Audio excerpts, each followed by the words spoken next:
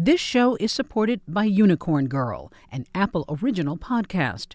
Meet Candace, mother of two, nurse, CEO, and founder of multi-million-dollar companies. Candace went from being a stay-at-home mom to making millions traveling the world and saving lives. There was just one problem. Was it all a lie, or was it all true? It turns out the truth might be even harder to believe. From the creator of Scamanda, this is Unicorn Girl, an Apple original podcast produced by Seven Hills. Apple TV Plus subscribers get special early access to the entire season. Follow and listen on Apple Podcasts.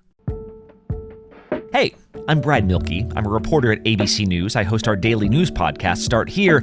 And today, we got something special for you here. I am with the host of Cold-Blooded, Mystery in Alaska, Chris Connelly. The voice of the series is with me now.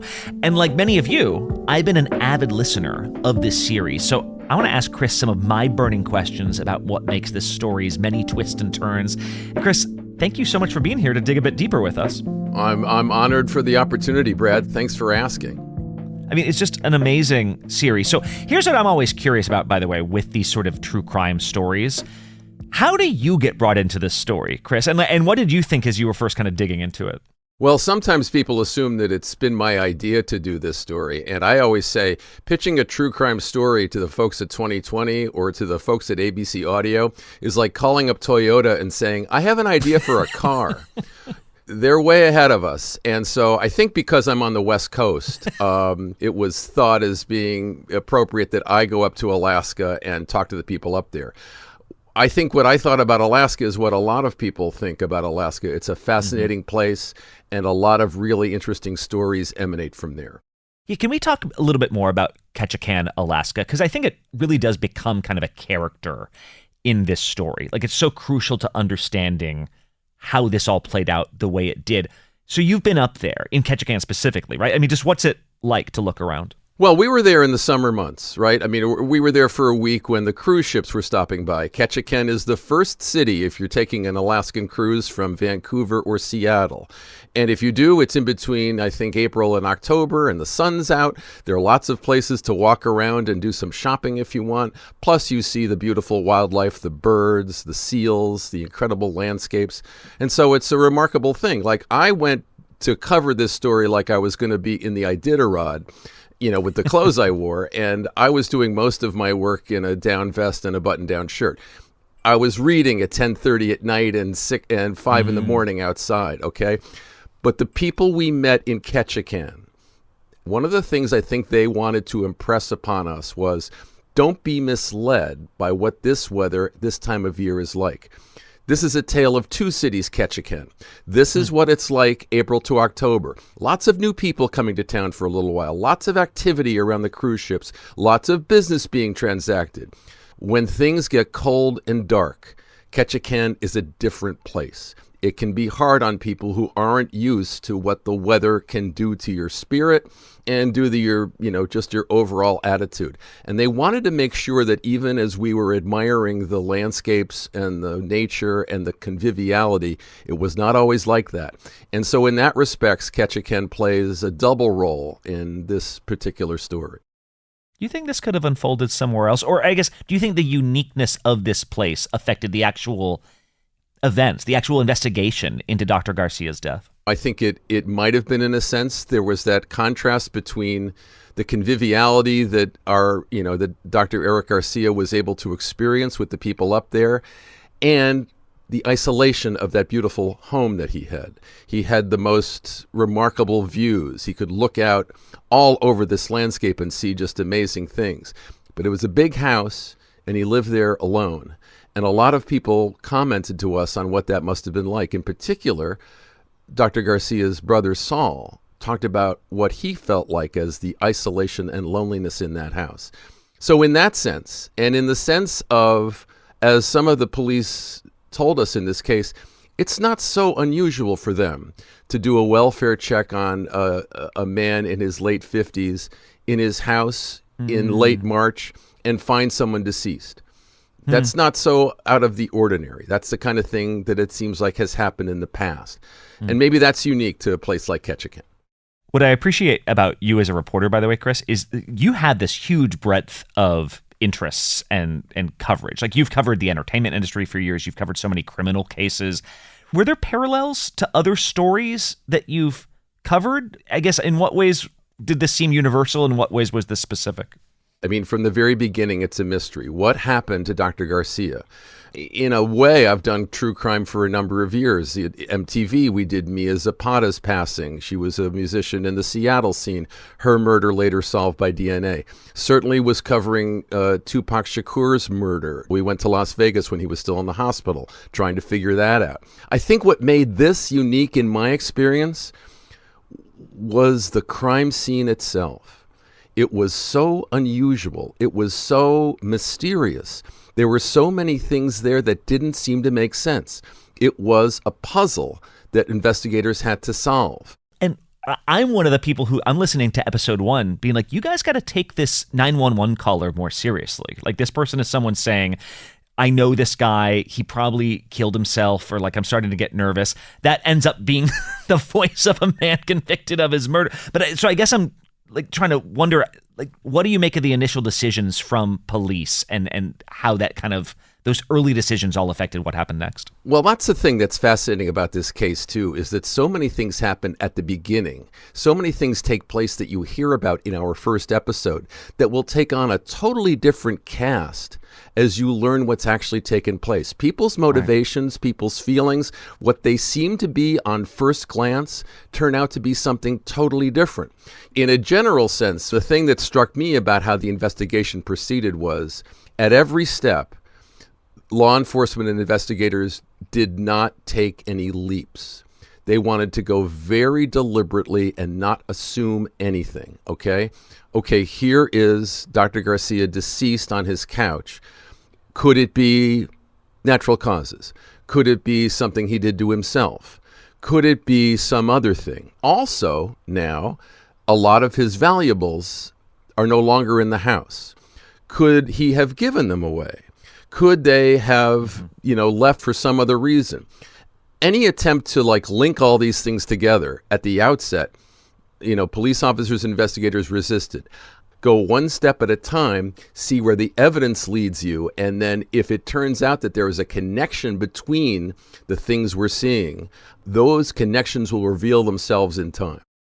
When you were describing all the sort of things here, if I'm Saul Garcia, Eric Garcia's brother, I want to know everything that's happening. And he ended up playing a big role in this investigation. He's the one who found the missing smoke detectors. That was kind of a break in the case because it showed someone had removed them, tossed them down a ravine. And you said you interviewed Saul personally. What was that like? Saul Garcia is not ruled by his emotions. He walks down from his brother's house onto this kind of ravine, and all of a sudden there's a phone call, or his phone pings somehow. And he grabs his phone, and he's looking down at his phone the way one would as he's walking across this bridge. And because he's looking down, he sees these white things in the ravine, beneath him. And yes, they turn out to be the smoke detectors. One of the details we weren't able to put into the podcast, though, is that discovery, later confirmed by law enforcement, happened on Jordan Joplin's birthday. And so Saul Garcia, in no way ruled by emotion, says he said to himself, "Happy birthday, Joplin." He sounds similar in terms of the rationality, in terms of I gotta be kind of cold-blooded. Forgive the phrase. Oh no, we appreciate the branding. But that also sounds like his brother, his late brother, as well. And I guess I'm wondering, though, for somebody like that to make the decision, I gotta go up there. What did that say about him? Well, I think they were very concerned about the investigation. There's this incredibly poignant scene where this is Saul Garcia tells a younger brother, you have to come up to Ketchikan with me. But he doesn't tell the younger brother what's happened exactly to their brother Eric until they're literally changing planes at SeaTac. So there's a lot of emotion in this story, sort of all the way around, and a lot of it is involving Dr. Garcia and his family. Dr. Garcia's desire to become a doctor in the first place had so much to do with his grandmother and his grandmother's heart issues. He was constantly concerned about looking after his grandmother, and he took an interest in medicine right from the beginning. Saul Garcia told me an amazing story about Dr. Garcia being at camp, the same camp with his younger brother. Maybe Dr. Garcia, then just Eric Garcia, was in high school, and his younger brother was like in 6th grade, and his younger brother broke his pelvis. And Eric Garcia in high school stabilized his younger brother. Wow. I mean, he just had, he wanted to help people. And his connection with his grandmother, went on throughout his life. He was constantly, like in high school and college, constantly calling her doctors, telling them to do tests, telling them to do certain things. What an amazing human being and what an amazing family. And it just makes his loss, his murder, that much more painful. Well, and can we talk about the man convicted of killing him? So Jordan Joplin. By the way, my favorite piece of tape in this series by far is you asking another human being in all seriousness about a murder suspect. How did he look with his shirt off? Yes, that's right. I do that. Yes. But what do you think it was about Jordan Joplin? It speaks to a more serious point, though, of what was it about Jordan Joplin that gave him this kind of hold, this like magnetism to maybe Dr. Eric Garcia and to other people around him? I think one of the things that made Jordan Joplin stand out was just his physical charisma. He was a great looking guy. He had an amazing body. And so that had its own kind of charisma. He'd worked in adult entertainment. He had worked as a stripper. He was, proud of that body and knew how to use that body to help support himself. But there was definitely this kind of innate charisma that he had, and this energy that when it came into your life for the first time, it seemed great. It seemed upbeat and positive and exciting to be around. And we heard a number of people speak to that. We're actually going to take a break right here. When we come back, we will talk more with Chris about how this trial ended up having so many twists and turns of its own.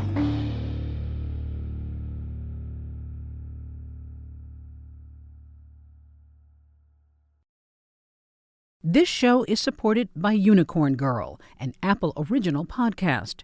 Meet Candace, mother of 2, nurse, CEO, and founder of multi-million-dollar companies. Candace went from being a stay-at-home mom to making millions traveling the world and saving lives. There was just one problem. Was it all a lie or was it all true? It turns out the truth might be even harder to believe. From the creator of Scamanda, this is Unicorn Girl, an Apple original podcast produced by 7 Hills. Apple TV Plus subscribers get special early access to the entire season. Follow and listen on Apple Podcasts. Talk about stepping up! Bang! Bang! It's time to level up your game. Introducing the all-new ESPN app. All of ESPN, all in one place. Your home for the most live sports and the best championship moments. The electricity is palpable. Step up your game with no annual contract required. It's the ultimate fan experience. Level up for more on the ESPN app or at stream.espn.com. Sign up now. FX presents The Lowdown. What I've uncovered is insane. Starring Ethan Hawke. Behind every great fortune is a great crime. And from the co-creator of Reservation Dogs, Sterling Harjo. Hidden tunnels, kinky sex stuff. I don't know how it all connects, but till I do, I just keep bluffing. FX's The Lowdown. Premieres September 23rd on FX. Stream on Hulu. All right, we are back with the host of Cold Blooded, Chris Connelly. I'm Brad Mielke. And Chris, in this series, we hear a lot from Ketchikan police officers who spent years investigating Dr. Garcia's death. For all of them, it seems like this case just really stuck with them in a unique way. There's actually something that Eric Madsen, who is sergeant back then, but now is actually the Ketchikan police chief, he said something that did not make it into the series that I found really interesting. He talks about surveillance footage they obtained from Jordan's trip to Walmart. That's when Jordan bought all these plastic bins that he used to steal and move Dr. Garcia's valuables. Madsen, it turned out, printed out a still from that surveillance footage and kept it in his office the entire time he worked on the case. And the image was just of Mr. Joplin smiling, and it was during the time that would have been close to, I believe, when the doctor was at home, drugged under the morphine. So in that instance, that it was just motivation to get everything correct, get it correct for not only Dr. Garcia and his family, but to get things correct for Mr. Joplin and for everyone. So that's why I did have a photo hanging in my office. And so, Chris, I mean, you spent time with a lot of these investigators. Does that give us a sense of what kind of effect this case had on them? Dr. Eric Garcia was initially appreciated for what he could do, but it wasn't long before he was appreciated for who he was. And so that's what I hear in some of the things that we hear Eric Mattson talk about. The other thing I love about that clip you just played is his desire to make sure it was all buttoned up. And I have to say, Eric Mattson and the rest of the investigative team, people like Saul Garcia, could not have been more grateful for the work they did. The family and the investigators as they moved forward.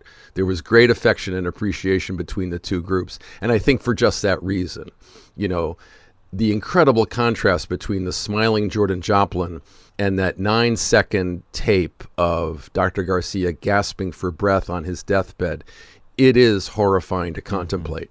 And it's fitting that contrast takes such a key role in one of the investigators' mindsets. And so then, as we go through the series, you've got kind of the crime scene itself. You've got, sort of interviews with people along the way. Then, of course, by the end of the series, we're in court. Prosecutors are sort of digging through these mountains of evidence that we don't really have time to go over every single thing that they even brought up to tie this all together. So I guess what I wanted to ask you is, what details did not make it into the series that you still find interesting? What's on the cutting room floor? We talk again and again about that scene where the house gets opened for the first time, where the group of friends is outside Dr. Garcia's house. Nobody knows where he is. And Jordan Joplin has shown up with keys to the house. And so Don Hink is there, concerned about where Dr. Garcia is. And Jordan Joplin is asked by police to hand them the keys that he has, the extra set of keys that he says he has, to the house. As Dawn Hink watches this, she sees the keys pass from Jordan Joplin's hand to the police's hand, and she recognizes the key ring.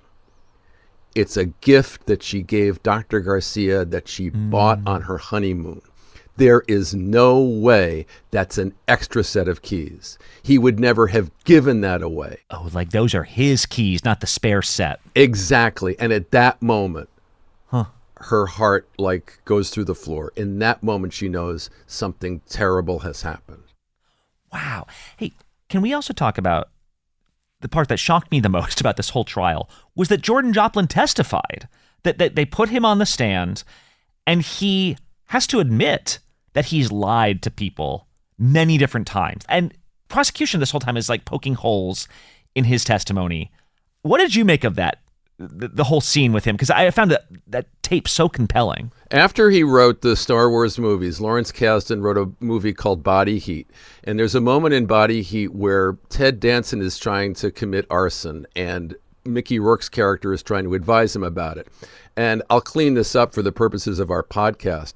Mickey Rourke says to him, there are 50 ways to mess something like this up, and if you can think of 25 of them, you're a genius. This is why we got Chris Connelly on this, right? That's the perfect connection, yes. Jordan Joplin was no genius.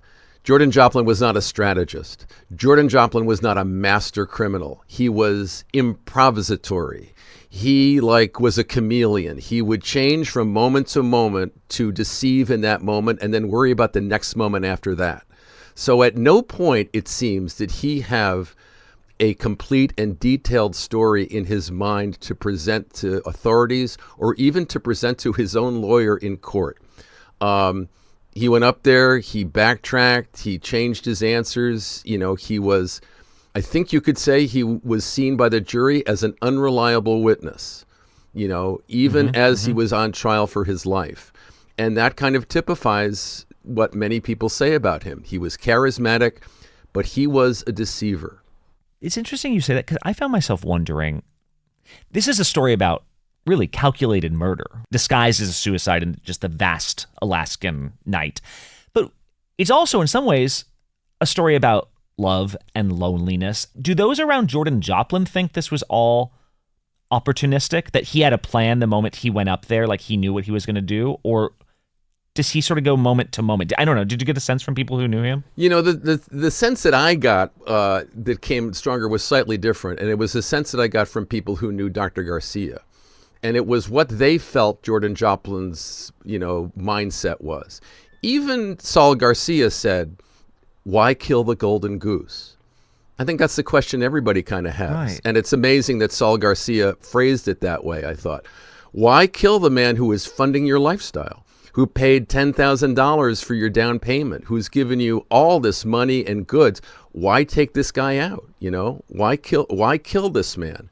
And the thing that both his relatives and his friends said was Dr. Eric Garcia compartmentalized his life. And Jordan Joplin got that. When he was with Jordan Joplin, he never heard Jordan Joplin about his friends like Bob Jackson or Don Hink or Will Hink. He never heard about his relationship with his brother, Saul Garcia. And so, in their mind, this is the mind of the people who knew Dr. Garcia, Jordan Joplin must have thought, oh, I can do this and nobody will care. Nobody will care. Nobody will investigate. Everybody will just go up there and it will look like he took his own life or his natural causes, and I'll get off the hook because nobody cares about Dr. Garcia. That was wrong. He might have felt isolated at times. He might have felt lonely at times. But there was a big team, Dr. Garcia, behind him. There was a team that was supporting Dr. Garcia from the very beginning.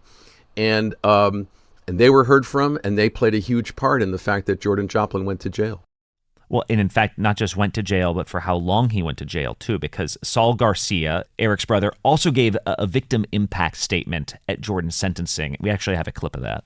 Some of the things he gambled on were that there would be no investigation, that Eric was lonely and had no friends. He gambled that he could get possession of Eric's home by mentioning he had a power of attorney. I'm here today to seek justice for Eric and collect on all your failed gambles to ensure your unconscious wish of becoming imprisoned for life becomes a reality. I guess I'm wondering, just from hearing Saul's voice, how do you think he ended up reckoning with this case, with what Jordan had done and with the death of his brother? I'm fascinated and have been by his use of the idea of gambling as the thing that he kind of accused Jordan Joplin of. To accuse Jordan Joplin of gambling, was a very powerful way to say, you didn't know who my brother was. Right. I think if anything came out of this trial and out of everything that we learned, we have some sense at least what kind of person Dr. Eric Garcia was. Revered, beloved, admired by this community that took in this outsider from a different part of the world and grew to appreciate him and feel the deepest affection for him. At one point I asked Bob Jackson, when you want to come up with an image of Dr. Garcia that makes you happy, what do you think of? And he said, well, Eric was, a surgeon, and he was, he's proud of his hands and stuff. But we had a dog, and he loved our dog. And I just remember him rolling on the floor with our dog, getting all this hair all over him and laughing and laughing and laughing just at playing with our dog. And that's one of the images that I have, a joyful Dr. Eric Garcia rolling on the floor with our dog. That's really the sort of thing that sticks out to me at the end of the day about this whole story, is the dichotomy of the Alaskan lifestyle that you just were describing earlier. There's the summer and the winter, right? There's the community, but also the loneliness. That's what sticks out to me about all this. What sticks with you as you go forward now? You've been with this case for so long. What still lingers with you? What I go back to over and over again is my kind of admiration for this community and for Dr. Garcia, that there was somebody who came from another part of the world as their chief surgeon, and they admired what he did, and they appreciated his personality. And while they admired him for what he did, they came to love him for who he was. if there's a sadness at the heart of this story, it's the feeling of both his friends and his family that had he been able to share what was going on in his life with Jordan Joplin, they might have provided counsel to him that could have kept him from landing in bad situations. Saul Garcia even told me at one point, I got mad at my brother. After his passing, I got mad at him. Why hadn't he confided in us so that we could have guided him otherwise? And so if there's any, if there's a takeaway from it, it's like, you realize how many people care about you, and if you are going through something, disclose it. You'll get more love and acceptance than you might imagine that you would. It's incredible storytelling and it's incredible reporting, and really thankful that we were able to spend some extra time with you. Thank you so much, Chris. Oh, I really appreciate it. Thank you, Brad. And if you liked Cold Blooded, which I assume you did because you're on a bonus episode now, there's a new podcast by ABC Audio you should really check out. It's called Vanished: What Happened to Vanessa. This is the story of Fort Hood soldier Vanessa Guillen. She went missing. Her family is pressuring the military for answers. The search for their beloved sister and daughter ignites a movement and sparks a reckoning throughout the military. That's Vanished: What Happened to Vanessa. It's out weekly on Tuesdays starting September 16th, and the trailer is out right now. So go check it out. I'm Brad Mielke. See you later.